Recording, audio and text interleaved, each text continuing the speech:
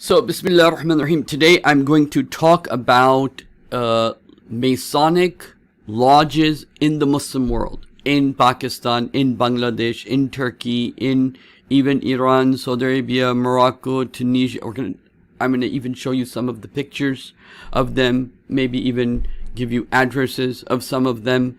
And why am I doing this? So why am I talking about Masonic lodges and all of its other armed shoots? I'm going to talk about two of the major ones.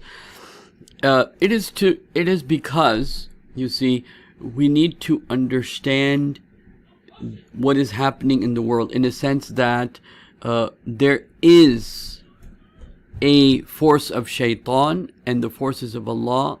Ultimately, there is a clash. And if the forces of shaitan are organized, as you will see, so that's one of the things I want you to keep in mind, is that how shaitan has organized everything.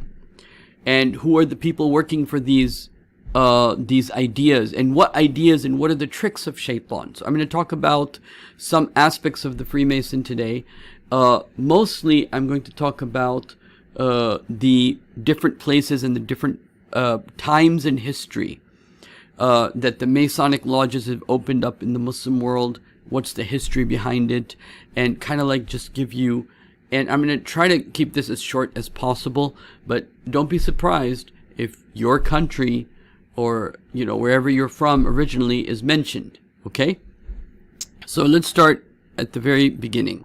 So, Bismillah walhamdulillah, Allah subhanahu wa ta'ala says, بَعْدَ أَعُوذُ بِاللَّهِ مِنَ الشَّيْطَانِ الرَّجِيمِ استحوذ عليهم الشيطان. Shaitan has taken a hold of them. فأنساهم ذكر الله. And shaitan has caused them to forget the remembrance of Allah. Meaning, you have forgotten Allah. أولئك حزب الشيطان. This is the party, the organization of shaitan. Shaitan is very organized. And those of you that are listening, if you are in the side of Allah, you have to be organized. What does that mean? That, you know, what they did, what shaitan did in kayda shaitan da'ifa, the plotting and planning of shaitan is very weak. It is like the Bayt al-Ankabut. It is like the house of the spider. It's easy to break, but you gotta be organized. If you're not organized, forget it. You're not even serious about doing the work of Allah, because, you know, you got to be organized. One of the things about the Mahdi that we learn about over and over again is, what's the first thing people will do when they see him? Give him the bay'ah. Why? Because to get organized. That is where power is. Even if you have 5 brothers organized under an emir, it is better than 5 individual brothers. So anyway, shaitan does keep the principles of organization. So, أُولَٰئِكَ حِزْبُ الشَّيْطَانِ. They are the party of shaitan. أَلَا إِنَّ حِزْبُ الشَّيْطَانِ هُمُ الْخَاسِرُونَ. But know this, that the party of shaitan, no matter how much success they see in this world, they are the losers in the end. Okay? إِنَّ الَّذِينَ يُحَادُونَ اللَّهَ وَرَسُولَهُ. Those people who oppose Allah and His Messenger, أُولَٰئِكَ فِي أَضَلِّينَ. They are the ones who will be lost. And the party of Allah, the people who organize for the sake of Allah, the people who create brotherhood for the sake of Allah, they're the ones that are. But the condition is, you got to organize. Now, having said that, let's look at some aspects here. So, there is some effort on the part of what in Arabic Freemason is called Masunia, okay? And over here, the title of the book is Al-Masunia, meaning Freemasons fi alim al-Arabi, in the Arab world. So this is what this book is about, and I just want to show you something that will help you understand. So this is a book about the history of Freemasons in the Muslim world. I'm going to show you some English things, but I want to show you this Arabic book first. Al-Ma'suniya fil Masr. Masunia, Freemasons in Egypt. Okay. Al-Ma'suniya fi Sudan. Freemasons in Sudan. Al-Ma'suniya fi Syria. Freemasons in Syria. Al-Ma'suniya fi Lebanon. Freemasons in Lebanon. Al-Masoniya fil Iraq. okay? The Zionists in Iraq, or sorry, Freemasons in Iraq. Al-Masoniya fi Dawl al-Khalij al-Arabi, in the Arab Gulf states, okay? Al-Masoniya Freemasons in Urdun, in Jordan, okay? Al-Masoniya fi Palestine. See how organized they are? And then you have in Palestine and Israel. Al-Masoniya fi Tunis, in Tunis. Al-Jazair wal-Maghrib, in Morocco, in Tunis. Okay? So these are the different, I'm going to talk about some of the people that have been involved in Freemason work in the Muslim world. But one of the salient features of Freemasons is their obsession with the location of Jerusalem and the temple of Sulaiman alayhi salatu wasalam. So these people, they've been working on the Muslim lands, organizing in the Muslim lands, bringing Islam down one step after another in the Muslim lands, okay? Now, in some places, they're still secret. For example, in the country of Pakistan, these Freemasonic lodges were closed, because there was a zoo in which they put the statue of that, I forget, the Satan thing that they got, and then it became a big thing, so they closed. So they're working behind scenes with other organizations. So, like, this is happening in several places, okay?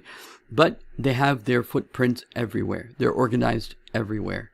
And our problem is, even though we go to the masjid, even though we go to the masajid, but we only use the masjid for a limited reason, and they go, they do their worship there, they do their rituals there, they organize over there, they network over there in their lodges, okay?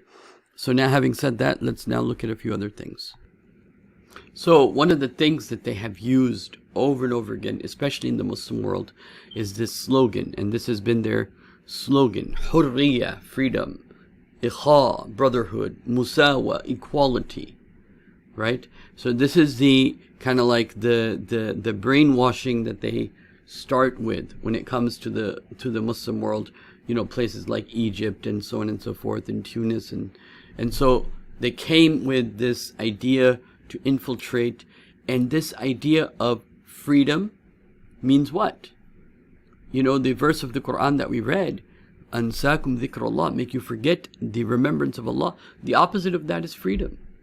Because the freedom of getting chained to entertainment, right? The freedom to addictions, the freedom to drink alcohol, the freedom to mess around with women, the freedom to, do whatever you want without any rules, any regulations, any care of Allah, any care of halal, any care of haram. So this is how it kind of all started. So now, let us go to some of the English things so that issue is clear. These are Freemason lodges in Indonesia. Okay, so I'm just going to go bit by bit. So Indonesia, Freemasonry. Okay, so they had their lodges from the very beginning of Scottish rites and so on and so forth in Indonesia. Okay, and the same thing with Malaysia. They have been there in Turkey and all these Muslim countries, okay? And so then let me also show you this.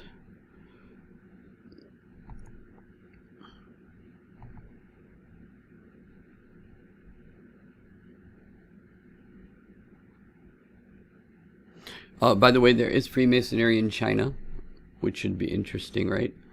But this is just another example over here. So this is a Freemason lodge in Malaysia.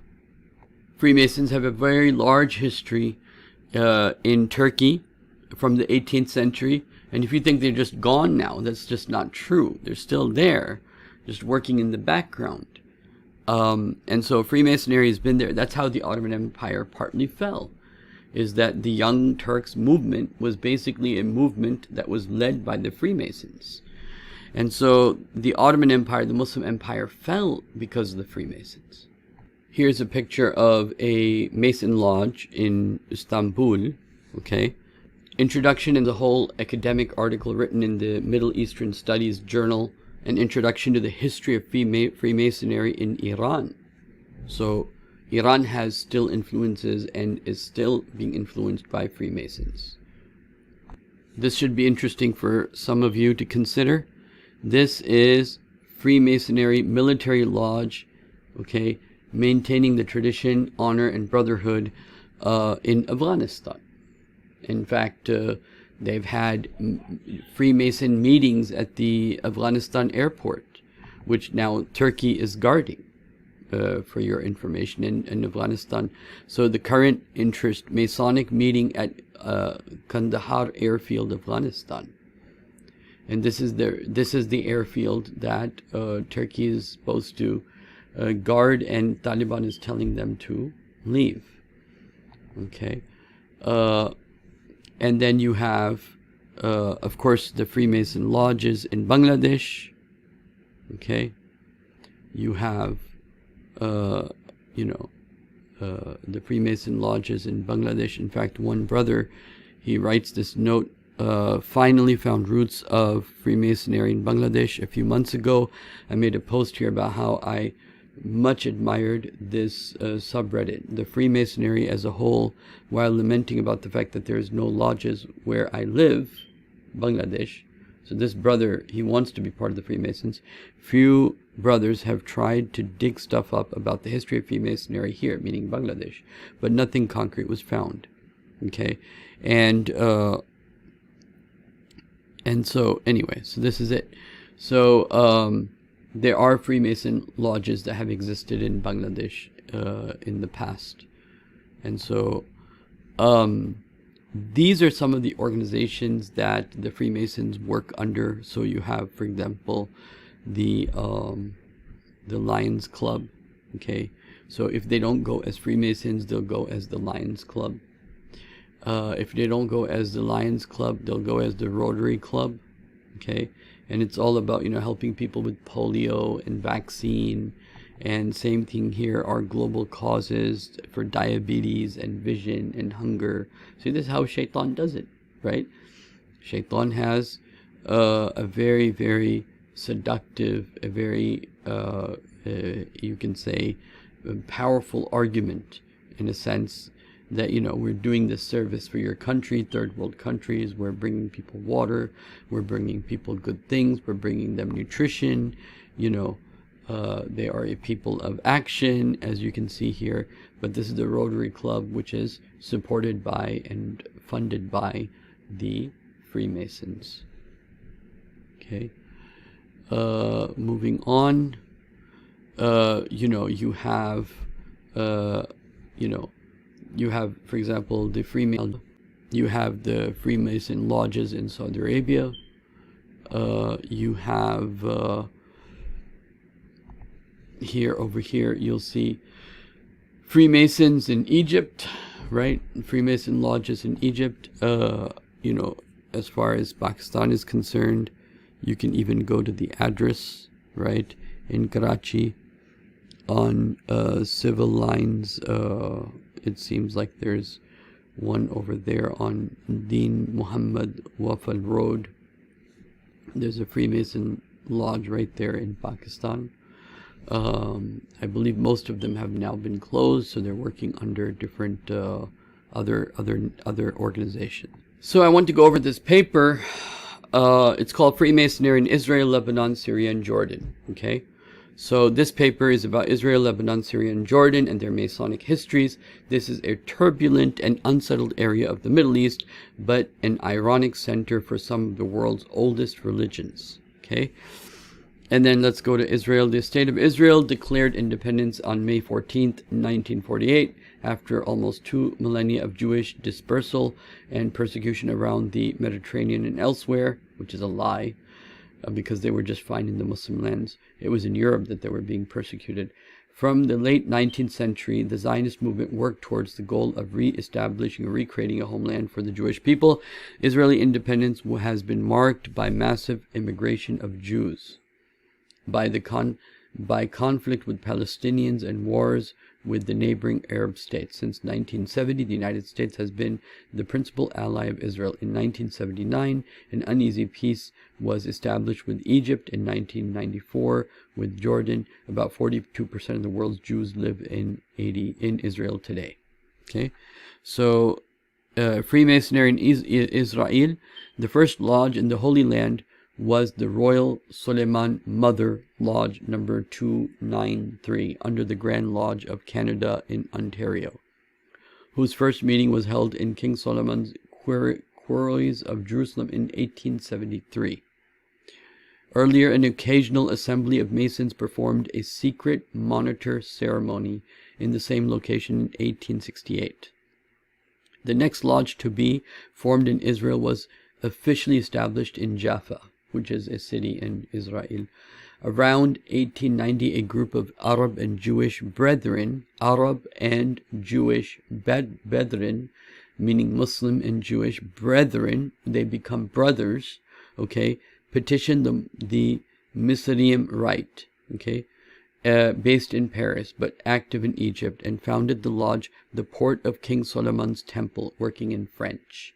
So you see here, there's a relationship between the Freemasons and Zionism, and the relationship between Freemasons and the Temple of Suleiman alayhi salatu wasalam. And if you read ayah number 102 of Surah Al-Baqarah, it becomes clear that this is all about the kingship and re-attaining the false kingship of Prophet Suleiman alayhi salatu wasalam under the person, a messiah or a prophet who will control the jinns and rule the world, and so on and so forth. Not long after its creation, the lodge received a large influx of affiliate members, French engineers who had come to build the Jaffa-Jerusalem railway. In 1906, it changed its name to Barkai and joined the Grand Lodge of the State of Israel. 3 other lodges were constituted before World War I, and when the country became, it became a British mandate, meaning the Balfour Declaration. Okay. And so here are some of the lodges lodges founded before the independence of the State of Israel in 1948 were as follows. Okay, so you have those in Haifa, in which they spoke in English, then Arabic, currently English, and then in Jaffa they spoke Hebrew, later Arabic. Okay, Arabic, yes, they spoke Arabic in those lodges. The Holy City of Jerusalem, English, and then another city, Reuben, they spoke Hebrew. Another city, Hebrew. Sharon, English. Prophet Elijah, the city, they spoke Hebrew, English, and then later Hebrew, and then Manaroa, okay, and so Hebrew. And these are the dates that they were established from 1925 to 1944, okay. So this is as far as an Arab lawyer, Brother Jamil Sholhoub, was the elected Grand Master for 1981. Okay, so 3 volumes of sacred law are open side by side upon the altar in the Grand Lodge: the Hebrew Bible, the Christian Bible, and the Quran. So now they're making the Quran and the Bible and all these books equal. Okay. Frequently joint meetings are held between lodges, so that sometimes 3 or different languages are heard in the same single course of a meeting. King Suleiman's quarries are used several times a year to conduct Masonic meetings, generally in the Mark degree. Okay, and so now, and then today, the Great Lodge of the State of Israel has 55 lodges working in that small country of Israel. They have 55 lodges working in all centers in 9 different languages, as shown in the table below. Okay. So, famous Israeli Freemasons. Shabtai Levi was a lawyer, the first Grand Master of the Grand Lodge of State of Israel, the first Jewish mayor of Haifa, and then Nadim Mansour, a Palestinian Arab of Orthodox Christian religion. He is Grand Master of the Grand Lodge of the State of Israel until 2013, and is the 3rd Palestinian Grand Master. Okay. The first one was Yaqub Nazah from 1933 to 1940. Then Jamil Sholhub from 1981 to 1982. The Grand Master of Arab origin shows peace between Palestinian and Israelis can prevail. Okay. Then Sir Moses Montefiore was initiated in the Monroe Lodge of 1812. Okay, so he's another. Then this Rabbi Leon Templo, right? Then Yitzhak Rabin, who was the president of Israel. Yasser Arafat, yes. So a lot of our Muslim leaders, they're actually part of these Freemasons, as you will see more of them very soon. He was assassinated by right-wing Israeli radical who was opposed to Rabin signing of the Oslo Accords. Anyway, that was talking about Isaac Rabin. Okay, Rabin was the first native-born prime minister of Israel, the only prime minister to be assassinated and second to die in office. Okay, he was a Grand Master of the Great Lodge of the State of Israel. So he was the Grand Master of all 55 lodges. Okay. Theodore Keddy was the mayor of Jerusalem from 1965 to 1993, was the founder of the Jerusalem Foundation. Okay, he was re-elected 5 times, and then, of course, he lost. And then, Benjamin Netanyahu is the first prime minister of Israel who was born in Israel. He served in Israel's special forces. Okay, he served as an Israeli ambassador. So he was also one of them. Okay. Not a surprise, of course. Shimon Peres, again, one of them. Ehud Elmarat, also one of them. David Ben-Gurion, okay, was the founder and the first prime minister of Israel, also part of the Freemasons. Ehud Barak is also a prime minister from 1999 to 2001. Ariel Sharon, he was also part of this. Now let's come to the Muslim world. Lebanon, okay. Lebanon is one of the most infiltrated areas in the Muslim world, and has been, okay? And so this is just talking, now Freemasonry in Lebanon. Lebanon has a long Masonic history. Grand Lodge of Scotland and the Grand Lodge of New York have generally been governing most of the regular lodges located in the country. So just as they rule from the West, they're ruling from the West with these Masonic lodges. The first Masonic lodge to be elected in Lebanon was chartered by the Grand Lodge of Scotland in 1861 and was given the name Palestinian Lodge number 415. This lodge was operating in Beirut and became dormant in 1895. 4 other Scottish lodges were erected in Lebanon up until the time of the First World War, but only some of these revived after the war. And while all this is happening in the very beginning before World War I, the biggest plan was what? To bring down the Ottoman Empire. And one of the ways they did that was to go and infiltrate into the Arab world and say, hey, those are Turks. They don't know anything about Islam. You guys speak Arabic. Like, why are you letting the Turks tell you everything? Why are you letting the Turks rule you? And so this is, one of the things that they used to bring down the Muslim world. And they also created nationalism. So, Lebanon was made into you didn't even have all the Arabs united. You had the Arabs also broken down into little pieces. Other new lodges formed before the Great War were lodges under Beirut, under the Grand Lodge of Turkey. So now Turkey also has these lodges, okay? And so they're infiltrating into Turkey, they're infiltrating into the Muslim world, and they have these lodges, and their primary goal is what? The rise of Israel and the kingdom of Suleiman. The number of, and so a lodge under the National Grand Lodge of Egypt erected in 1914. So this is, of course, all of this is before 1923, 1921, where the Ottoman was disassembled. A number of other Egyptian warranted lodges were chartered thereafter. After the World War I, these were formed into a district lodge, Grand Lodge. By the end of World War II, it seemed that these lodges were extinct, merged, or hived off various Masonic bodies. And once the goals were met, then they moved on. The first Grand Lodge of New York Chartered Lodge was a Syrio-American Lodge number 1, formed in 1924. That's right after the fall of the Khilafah, by returning American Lebanese immigrants. Okay, and all New York Chartered Lodges in Syria, Lebanon District, 12 in total, have operated in recent times. Okay, and so this is, this is the name of the lodge, where it's located in Beirut, Tripoli, Beirut, and the name of the lodge, peace and harmony, and so on and so forth. And remember what Allah says, those people who say, oh, we're here to make harmony, we're here to, they're actually just there for fasad, right?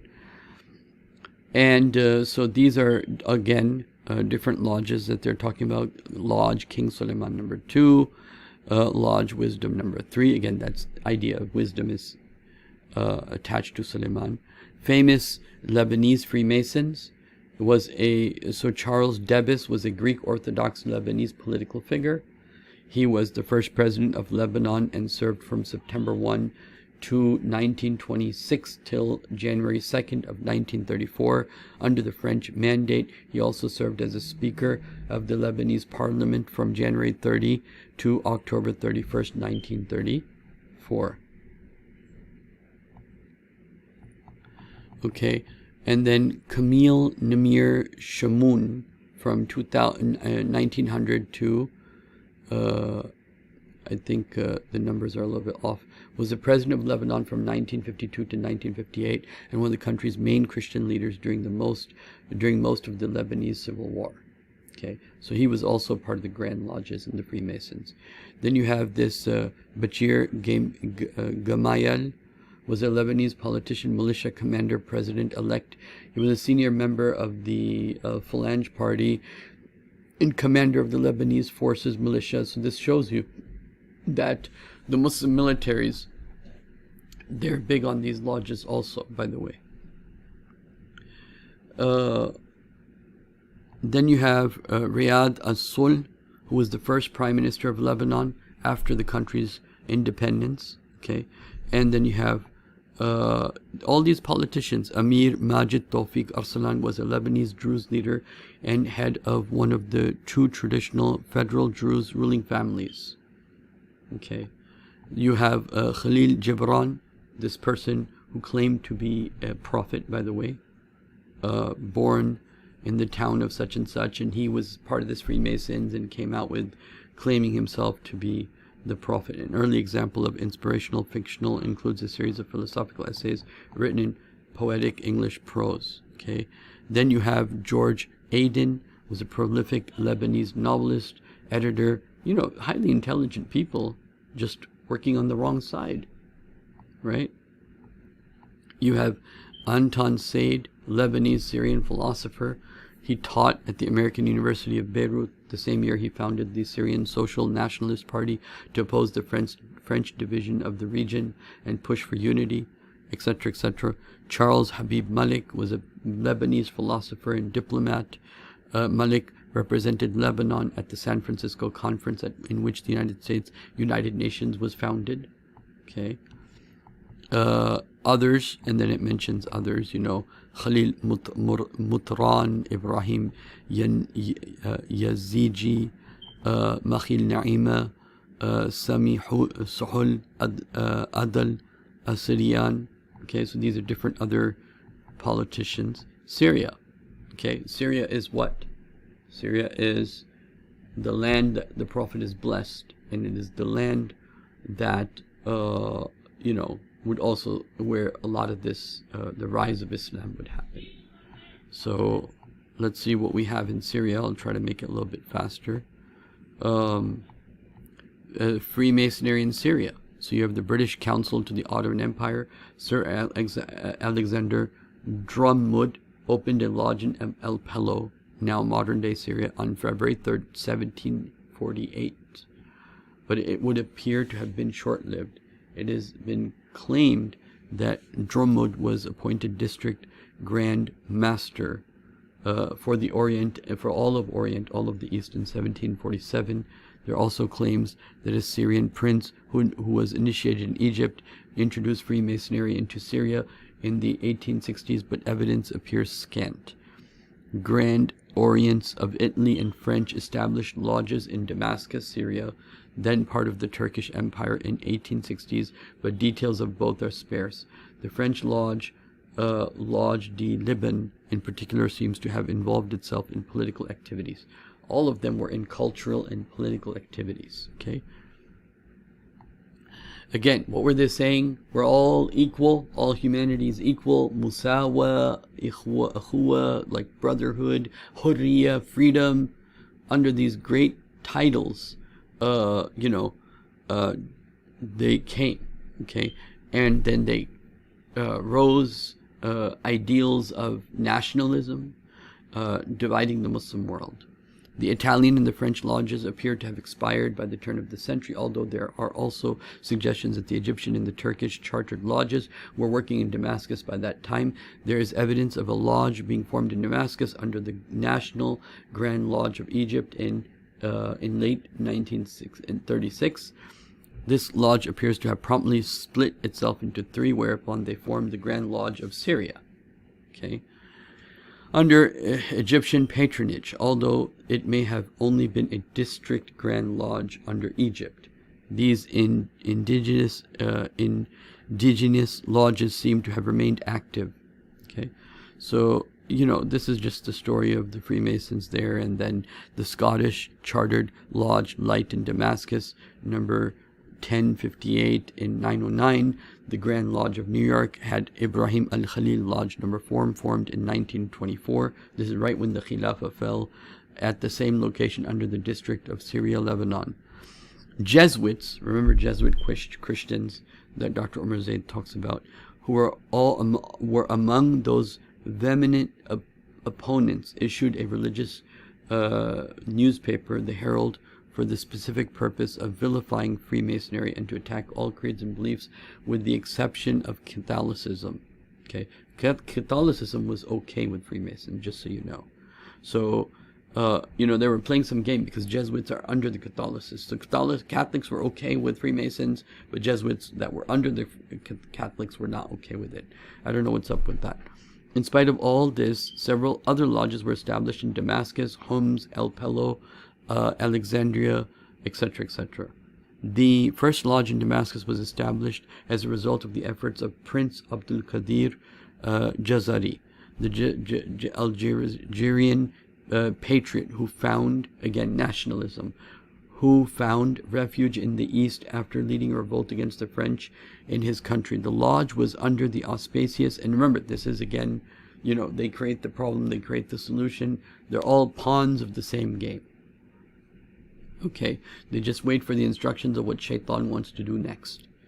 And then they get their inspiration in their lodges for that. And the lodge was under the auspice of the Grand Lodge of Italy. The National Grand Lodge of Afam of Egypt lists Ebla Lodge number 1 working in Syria.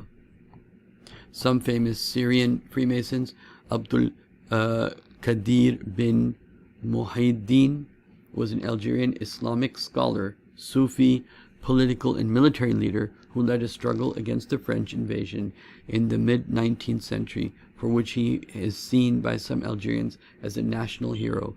The first lodge in Damascus was established as a result of his efforts. Do you see how weird this gets? Midhat Pasha. Okay, the Ottoman Turk was a dynamic pro-Western reformer and statesman. In 1860, he was made governor of Nis, the governor of Baghdad. In 1871, Sultan appointed Mighdad as the Grand Vizier. Okay, so now you have the Sultan appointing these Freemasons as his Vizier. In 1878, he was appointed governor of Syria, but Sultan again ordered him to be arrested and banished. Ibrahim Hanunu was a charismatic, intriguing figure. He was an educated member of the notable family of the Kurdish origin in northern Syria. He studied at the Ottoman Law Academy in Constantinople. In 1922, the Muslim elite of Aleppo, he then formed these, Hanunu launched a coordinated campaign against French forces. He received aid from Mustafa Kemal Atatürk, who also, by the way, was part of the Freemasons. Okay, the withdrawal of Turkish military assistance, their struggle collapsed, of course, right? So Hananu, for Hananu, the Ottoman state, Islam, and modernity were not mutually exclusive. So this is the beginning of the brainwashing, right? Hananu held office in Constitutional Assembly that drafted the first Republican Constitution of Syria. Ibrahim Hananu was considered one of the most celebrated warriors and heroes of resistance against the French mandate.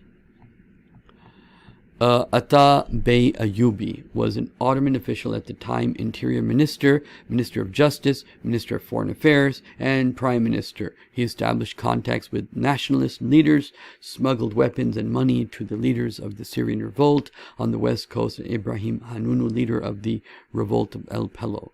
Okay, so they were made into heroes, you can say. They were allowed to be heroes. Lutfi Hufar was a Syrian businessman and politician. He was the founding member of the National Bloc, served as a prime minister in 1939.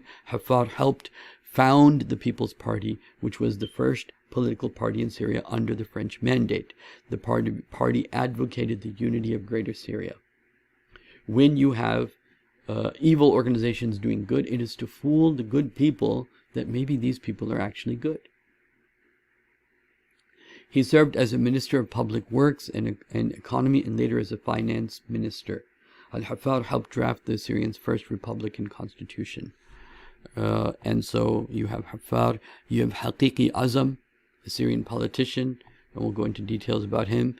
Jamil Mardam Bey, Syrian politician, again, politicians with an agenda given by the lodges. Okay, you have Hanan Malik, okay, you have Hafiz ibn Ali Suleiman Assad. Okay, let me repeat that. Hafiz Assad, the ex-president, he died, now his son is in charge, was the president of Syria for 3 decades. Assad's rule consolidated the power for the central government after decades of coups and counter-coups, and continued foreign influence related to the Cold War. His rule brought changes, including 1973 Constitution, which stated that it guaranteed women's equal status in society. Again, the Freemasonic motto of equality. Assad attempted to industrialize the country. It was opened up to foreign markets. He invested in infrastructure, education, medicine, literacy, and urban construction. As a result of the discovery of oil, the economy expanded. The Syrian General Pasha Muhammad Rashid led Ottoman forces against the Egyptians in 1832. Okay, and Chochriko was the president of Syria and a Freemason. Okay, Jordan. Well, let's make the long story short with Jordan. Hassan ibn Talal, and you know the Ibn Talal, who is very famous from Saudi Arabia. He became the king on the 18th birthday in 1953, following the assassination of his grandfather, King Abdullah. So the Hassan ibn Talal, who is he's the king of Jordan. He is part of the Freemasons. Jordan ended its special defense treaty relationship with United Kingdom in 1957 in February 1958, following the announcement of merger of Syria and Egypt into the United Arab Republic. Iraq and Jordan announced the Arab Federation of Iraq and Jordan, now known as Arab Union. The union was dissolved in 1958. Okay, so now let's look at Freemasonry in Jordan. They had lodges starting with, after Abdul Nasser. Many lodges in the Middle East started and were closed, and then they were closed under the leadership of King Hussein, who tried to establish a new Arabic Masonic authority working independently in Jordan and Lebanon, but political and religious pressures prevented that. And many prosperous lodges in the Kingdom of Jordan came to an abrupt end when fundamentalist members of the Jordanian parliament, who were normally a minority, found themselves almost alone in the parliament building, legislated and promulgated a law banning Freemasonry in Jordanian Hashemite kingdom. Okay, Freemasonry is still banned in Jordan despite attempts to amend this law. They're doing the same thing in Pakistan. It has been banned in Pakistan, but the case is in court right now, because some of the Islamic members of the parliament, members of the Muslim Brotherhood, insist on keeping it prohibited. That doesn't mean the people are not there and the influence is not there and the politician and the money is not there. So they need to do more. And so they had the first Transjordan was the Lodge Quraysh, founded by the Egyptian Freemasonry in 1923. And let's go now to King Hussein ibn Talal, was the king of Jordan from abdication of his father, King Talal, in 1952 until his death. Hussein's rule extended through the Cold War, 4 decades of Arab-Israeli conflict. He recognized Israel in 1994, became the second Arab head state to do so. Hussein's family claims to be descendants of Prophet Muhammad sallallahu alaihi wasallam. And by the way, the Prophet warned us of people who will claim to be from his people, but will actually be tyrants. And he was a Grand Master in Jordan. Prince Hussein ibn Talal, okay, and then you have Yasser Arafat, okay, leader of the, he was the chairman of the Palestinian Liberal Org. So now Palestinians should know that they've been being led by people who want the Temple of Suleiman to be established, and yet they claim to be on the side of Islam and the Muslims. Okay, Abdullah bin Hussein is the reigning king of the Hashemite kingdom of Jordan. He ascended the throne in 1999 upon his death, father's death. King Abdullah, whose mother is a princess Muna al-Hussein, is a member of the Hashemite family. Since 1993, Abdullah has been married to Queen Rania of Jordan. Okay, conclusions. Okay, the fourth quarter of the 19th century saw Freemasonry flourish in the Arab world due to the expanding influence of European countries into the domains of the Ottoman Empire, meaning the Khilafah, to affect the Khilafah. And so this was the injection that the Shaitan brought, an organized injection into the Ottoman being, and then it became the sick man of Europe. Freemasonry brought some of the best aspects of European civilization, and Freemasonry quickly spread. And that, what does that mean? You know, their technology, their culture, their mindset, their brainwashing. In the 20th century, the nations of the religion sought and gained independence from these European countries, mainly France and Britain. They could do that now because why? Now they had already trained the people and brainwashed the people, and they were like, we can do this on our own. We'll lead our countries into your ways. And so you go back. The melting pot of the region has always been in Lebanon. Its people were a mixture of Mediterranean cultures, and from the 7th century, its mountains had been a refuge for Christian and Muslim sects escaping persecution. Anyway, so the formation of the State of Israel, of course, and then the unrest in Syria, right?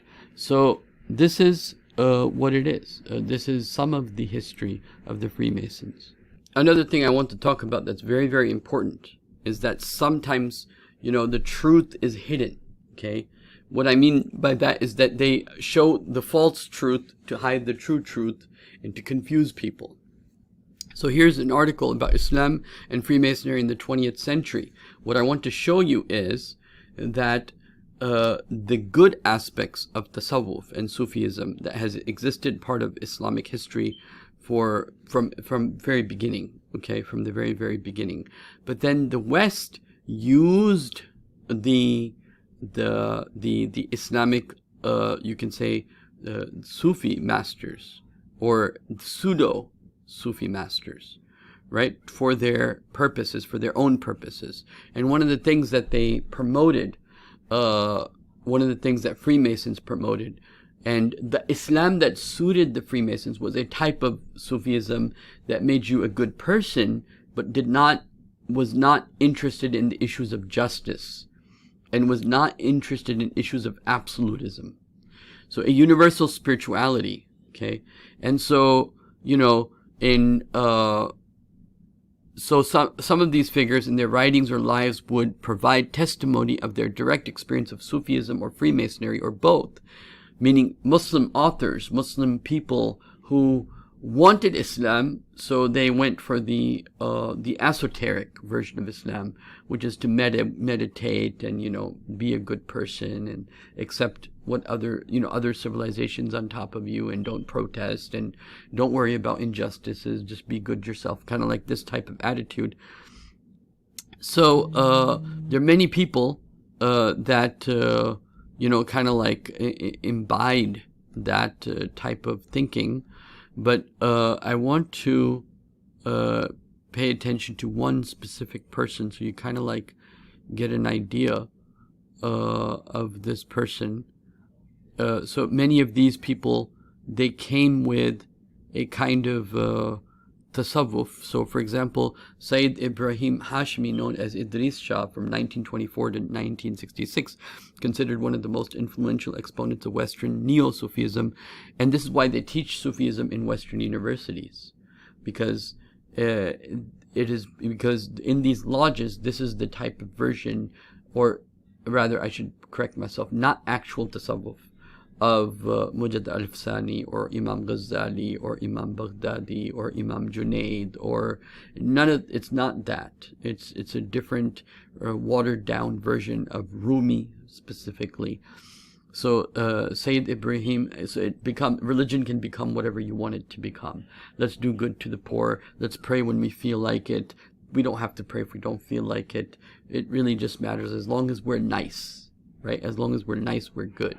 Considered one of the most influential exponents of Western Neo-Sufism, and its most successful popularizer, never belonged to any Sufi order. So this guy never belonged to any Sufi order. Grew up in England, having exposed since childhood to the most diverse influences thanks to his father's work as a diplomat and to the open-mindedness of his family. In late 1950s, Shah began to work with Gerald Gardner, founder of the Wicca, which is magic, witchcraft, and the British neo-pagan movements, influenced in its turn by the Theosophy, meaning the theology.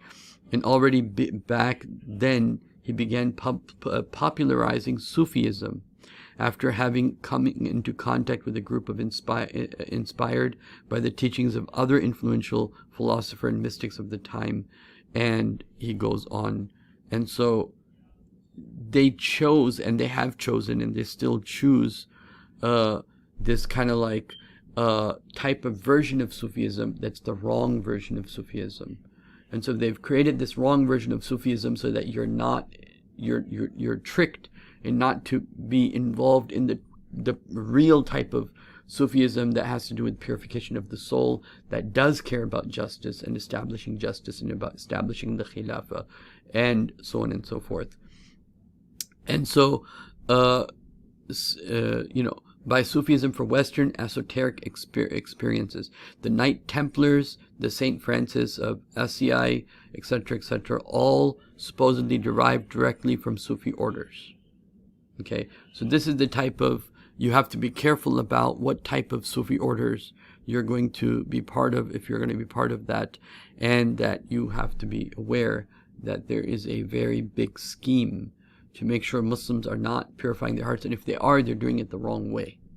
Okay, and so while Shah spread a school of thought emancipated from Islamic roots of Sufism, let me repeat that again. While Shah spread a school of thought emancipated, meaning free from the Islamic roots of Sufism, the ecumenical Arab Grand Orient founded the Jean Mark, whatever, you know, the Masonic, if not irregular in the context of Masonic. So they've tried to promote, meaning the Freemasons have tried to promote an Islamic version, away from the Islamic version. The Freemasons have tried to promote, under the title of Sufism, a version of Islam that is not even connected to any historical reality of ours. And you have to be careful about that.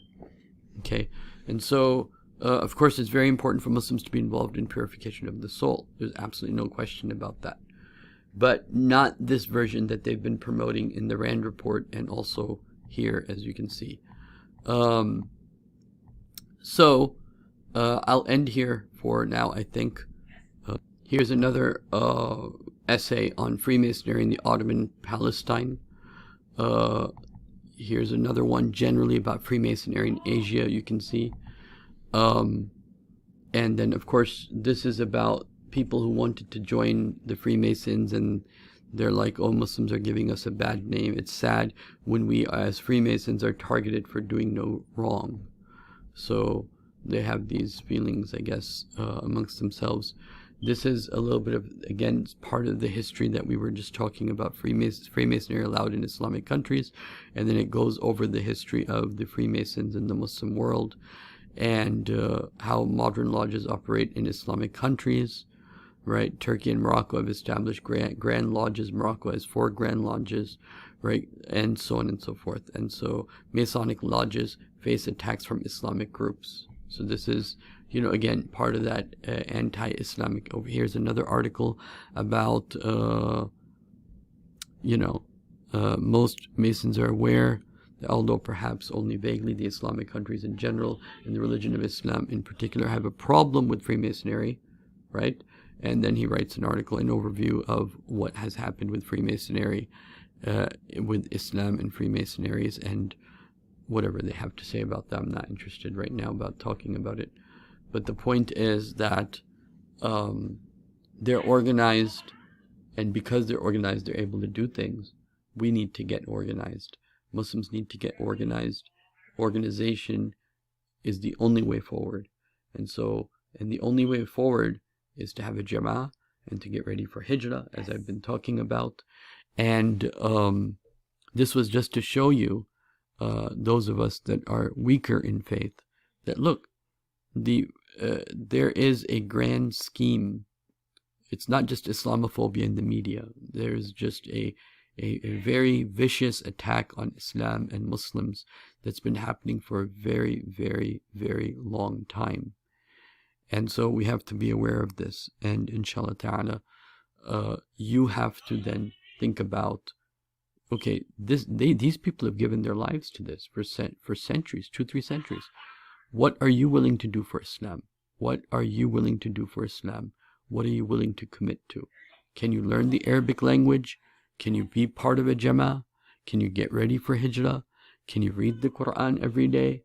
Can you finish a Quran every month? What is your commitment to Islam compared to these people? If their commitment is more than you, then don't expect anything from Allah subhanahu wa ta'ala. Either if you're not on the side of Allah and these people are on the side of shaitan, you're gonna have nor shaitan, you're gonna have shaitan against you, and Allah is gonna be against you. So choose a side and be very clear in your heart which side you belong to. And at least in your heart, you should be in protest against all of these things, these Jibti wa Taghut, those forces that are in opposition to Allah. In your heart, you have to say, I don't accept this. I don't accept the Rebbe system. I don't accept these Masonic systems. I don't accept these political orders that are meant to divide and conquer us. You have to have that in your heart. Otherwise, your tawbah will not be complete. Okay? Assalamu alaikum wa rahmatullahi wa barakatuh.